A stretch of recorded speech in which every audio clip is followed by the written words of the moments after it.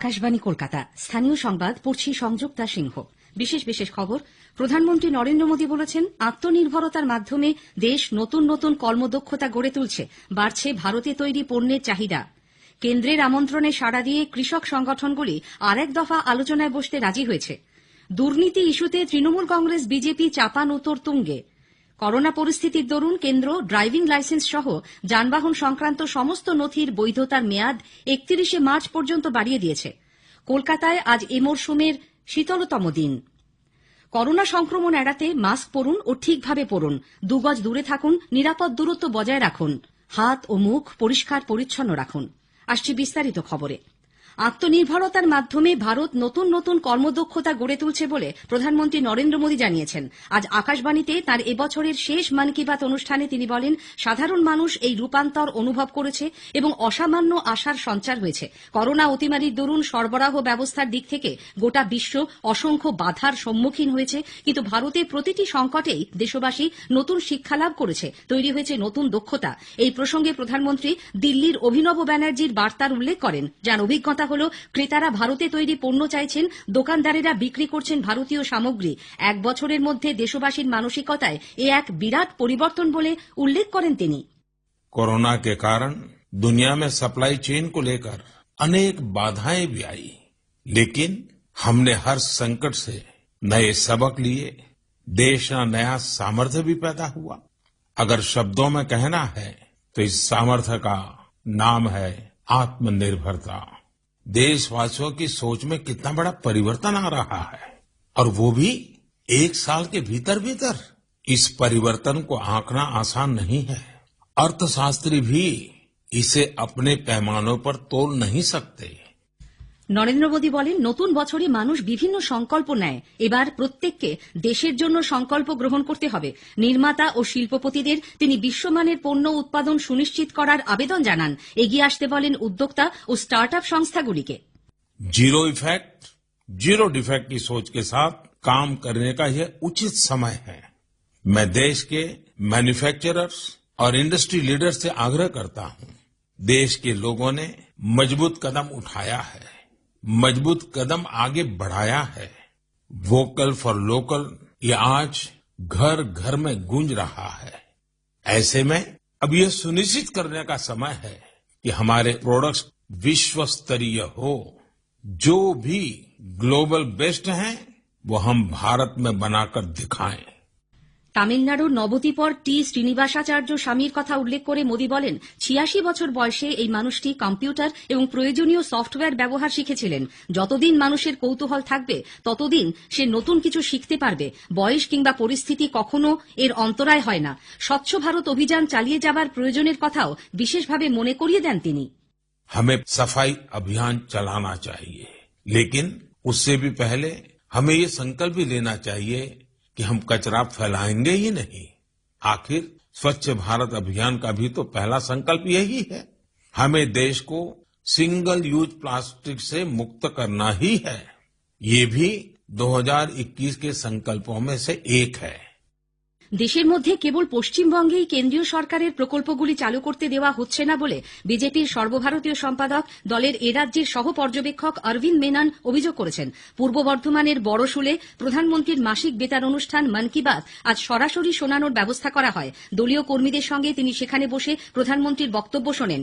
বীরভূমের মোহাম্মদবাজার ব্লকের প্রতিটি বুথেও বিজেপির পক্ষ থেকে আজ প্রধানমন্ত্রীর মন কি বাত শোনানোর আয়োজন ছিল। সরকারের আমন্ত্রণে সাড়া দিয়ে কৃষক সংগঠনগুলি কেন্দ্রের সঙ্গে আরেক দফা আলোচনায় বসতে রাজি হয়েছে। মঙ্গলবার বেলা ১১টায় এই বৈঠকের প্রস্তাব দিয়েছে তারা। স্বরাজ ইন্ডিয়া সভাপতি যোগেন্দ্র যাদব সিংঘু সীমান্তে সাংবাদিকদের জানান, কেন্দ্রের কৃষি আইনের বিরুদ্ধে প্রতিবাদকারী সমস্ত কৃষক সংগঠনের প্রতিনিধিরা আরেক দফা আলোচনায় বসার সিদ্ধান্ত নিয়েছে। বৃহস্পতিবার কেন্দ্রীয় সরকার তাদের আলোচনায় বসার আমন্ত্রণ জানিয়ে চিঠি দেয়। বিজেপিতে যাবার পর শুভেন্দু অধিকারী আজ পূর্ব মেদিনীপুরের কাঁথির মতো পশ্চিম মেদিনীপুরের দাঁতনেও ছেড়ে আসা দল তৃণমূল কংগ্রেসের বিরুদ্ধে তীব্র ভাষায় আক্রমণ শানিয়েছেন। তাকে বিশ্বাসঘাতক বলার জন্য এদিনও শুভেন্দুর মুখে শোনা যায় ভাইপো কটাক্ষ। তৃণমূলের একজন সাংসদ বলছে মেদিনীপুরে নাকি বিশ্বাসঘাতকদের জন্মগ্রহণ হয়। আমি বলি, বর্ণ পরিচয় স্রষ্টা বিদ্যাসাগর জন্মান এখানে। তিনি না অক্ষর বর্ণ পরিচয় না বের করলে নিজের নাম পরিবারের নাম লিখতে পারতেন। দাঁতনেও তিনি রোড শো এবং জনসভা করেন।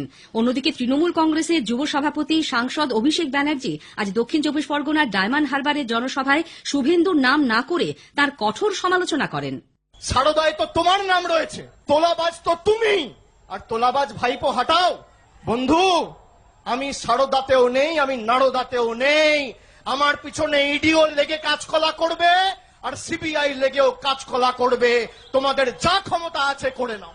টিভির পর্দায় ঘুষ খেতে তোমাদের দেখা যাচ্ছে, ইডির ভয়ে সিবিআই এর ভয়ে মেরুদণ্ড বিক্রি করে ভারতীয় জনতা পার্টিতে তোমরা যাচ্ছ, আর তোলাবাজ ভাইপো হাঁটাও। তৃণমূল কংগ্রেসের আমলে এ রাজ্যে চিটফান্ড শিল্প ছাড়া আর কোনো শিল্প হয়নি বলে প্রদেশ কংগ্রেস সভাপতি অধীর রঞ্জন চৌধুরী অভিযোগ করেছেন। তার দাবি, ভোটের আগে শিল্পের কথা বলে মুখ্যমন্ত্রী এখন মানুষকে ভুল বোঝাচ্ছেন।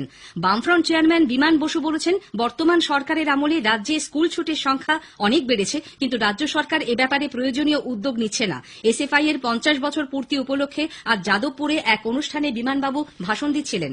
বিধানসভা ভোটের আগে তৃণমূল কংগ্রেস এখন শিল্পের কথা বললেও গত 10 বছরে শিল্পকে ধ্বংস করে রাজ্যের মানুষের ভবিষ্যৎ স্বপ্ন তারা শেষ করে দিয়েছে বলে বিধানসভায় বাম পরিষদীয় দলনেতা সুজন চক্রবর্তীও মন্তব্য করেছেন। এসএফআই এর 50 বছর উপলক্ষে আজ দক্ষিণ কলকাতায় এক পদযাত্রায় অংশ নিয়ে তিনি বলেন, সিঙ্গুরে শিল্পের কথা বলে ভোটের আগে তৃণমূল কংগ্রেস মানুষকে ভুল বোঝাচ্ছে। স্থানীয় সংবাদ শুনছেন আকাশবাণী কলকাতা কেন্দ্র থেকে। দেশে দৈনিক করোনা সংক্রমণ গত 6 মাসের মধ্যে সবচেয়ে নিচে নেমেছে। স্বাস্থ্য মন্ত্রকের আজ সকালের রিপোর্ট অনুযায়ী গত 24 ঘন্টায় নতুন করে সংক্রমিত হয়েছেন 18,732 জন। গত 1 জুলাই এই সংখ্যা ছিল 18,653। 24 ঘন্টায় সুস্থ হয়ে উঠেছেন 21,400 জনের বেশি। আরোগ্যের হার আরও বেড়ে 95.82% পৌঁছেছে। করোনা পরিস্থিতির দরুন কেন্দ্রীয় সড়ক পরিবহন মন্ত্রক ড্রাইভিং লাইসেন্স, রেজিস্ট্রেশন সার্টিফিকেট এবং পারমিটের মতো যানবাহন সংক্রান্ত নথির বৈধতার মেয়াদ আগামী বছর 31 মার্চ পর্যন্ত বাড়িয়ে দিয়েছে। রাজ্য ও কেন্দ্রশাসিত অঞ্চলগুলিকে এই মর্মে আজ নির্দেশিকা পাঠানো হয়েছে। করোনা পরিস্থিতির জেরে অনির্দিষ্টকালের জন্য পিছিয়ে যাচ্ছে আগামী বছরের কলকাতা বইমেলা। প্রতি বছর জানুয়ারির শেষ সপ্তাহে বইমেলা শুরু হয়। পাবলিশার্স অ্যান্ড বুক সেলার্স গিল্ডের কর্তা ত্রিদীপ চট্টোপাধ্যায় জানিয়েছেন, সংক্রমণ নিয়ন্ত্রণে ইউরোপীয় দেশগুলি বিমান চলাচলে নতুন করে নিষেধাজ্ঞা জারি করেছে। বিদেশি অংশগ্রহণ ছাড়া কলকাতা বইমেলা আন্তর্জাতিক হবে না। তাছাড়া স্কুল কলেজ এখনো খোলেনি। বই হাতে নিয়ে নেড়েচেড়ে কেনার মতো পরিস্থিতি না হওয়া পর্যন্ত বইমেলা করা অর্থহীন। তবে 2021-এর কলকাতা বইমেলা কবে নাগাদ হতে পারে সে সম্পর্কে তিনি স্পষ্ট করে কিছু বলেননি। বিসিসিআই সভাপতি সৌরভ গাঙ্গুলির রাজভবনে যাওয়া নিয়ে রাজনৈতিক মহলে জল্পনা তুঙ্গে।